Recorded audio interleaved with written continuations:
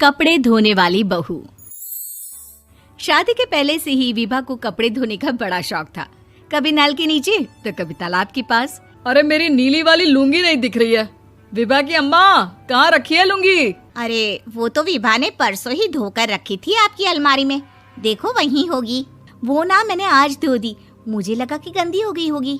अरे कैसे गंदी हो गई थी? उसे तो मैंने पहना भी नहीं। हे भगवान, इस लड़की के कपड़े धोने की आदत से परेशान हो गया हूँ मैं।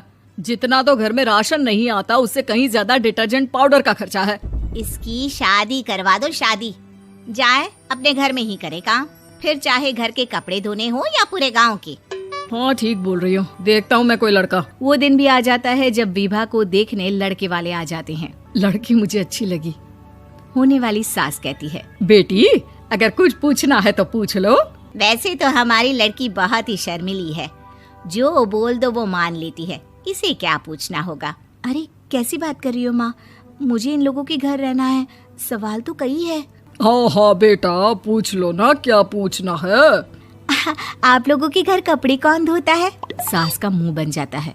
देखो, अगर तुम ये कहना चाहती हो कि तुम्हें कपड़े धोने नहीं आते तो सुन लो, कपड़े मैं ही धोती हूँ, लेकिन तुम्हारे आ जाने के बाद मैं रुमाल तक नहीं धोऊंगी। अरे चुप रहना भाग्यवान, बहू बेचारी घर आई नहीं, उसे डराना शुरू कर दिया। वो क्या है ना बिटिया, अभी तक तो ये कल्लू की माँ ही धोती थी, लेकिन अब तुम्हारे पापा तो दहेज में वॉशिंग मशीन देंगे ही। तभी विभा की माँ बोल पड़ती है, सवाल भी पूछा तो क्या। वैसे भाई साहब, मशीन की तो फिर भी कपड़े धोने की कैपेसिटी होती है, मतलब जो बिटिया दे रहे हैं ना विभा, इसे कपड़े धोने का बहुत शौक है। ये आप लोगों के क्या, आस पड़ोस गांव मोहल्ले सबके कपड़े धो दे और उफ तक ना करे। बाहर देखा नहीं आपने कितने कपड़े सूख रहे हैं, सब हमारी बिटिया ने ही तो धोए हैं। बस भी करो ना माँ, शर्म आ रही इतनी तारीफ सुनकर। और तो और एक दाग निकाल कर दिखाओ तो मान जाओ। हाँ अच्छा, माफ करना बेटा, मैंने गलत समझा। हमें तो रिश्ता बहुत पसंद है। और ऐसे जुड़ जाता है रिश्ता कपड़े धोने का शौक रखने वाली विभा का। उसकी शादी हो जाती है कोयला फैक्ट्री में काम करने वाले कल्लू के साथ। शादी के बाद अचानक विभा चिल्लाती हुई सास के पास आती है। सासू माँ, अरे सासू माँ कहाँ है आप? ये तो धोखा है, धोखा दिया आप लोगों ने मुझे।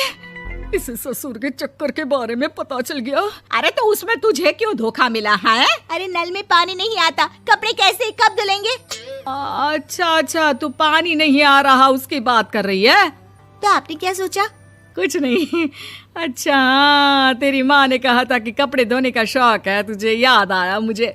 शौक बोलकर कपड़े धोने वाले मेरे जुनून को कम ना आके सासू माँ, कपड़ा धोना मेरा गुरूर है। तभी पति भी वहाँ आ जाता है। अभी मैंने इसे सनी देओल की फिल्म दिखाई है, उसी के डायलॉग मार रही है माँ। अच्छा सुन, साफ बता रही हूँ, पानी सुबह 4 से 6 और शाम को 10 से 12 आता है, समझी? विभा टाइमिंग सुनकर हैरान हो जाती है। ये क्या भूतों का मोहल्ला है? सुबह 4 बजे उठकर कौन कपड़े धोता है? 4 बजे टंकी में पानी जाता है, फिर सारा दिन धोना ना, किसने मना किया? अरे कैसी बात कर रही हैं? 200 लीटर की टंकी में कितने कपड़े धो लूंगी मैं, सुबह ही उठ जाऊंगी मैं। अब क्या था, विभा सुबह 4 से लेकर रात के 12 बजे तक कपड़े ही धोती रहती। एक रोज सास पड़ोस से निकलकर कहीं जा रही होती है कि साथ वाली कहती है, हाँ कल्लू की माँ, जरा ये बताओ कि 2 साड़ी है, 2 ब्लाउज और एक पेटीकोट और एक नाड़े वाला लंबा कच्छा। हाँ तो? अरे तो क्या, कितना लोगी धुलाई ये बताओ। धोबन दिख रहे हैं हम क्या? हमारे पति सरकारी नौकरी से अभी रिटायर हुए हैं और बेटा सुपरवाइजर है कोयला फैक्ट्री में। धोबन समझ रखा है हमें।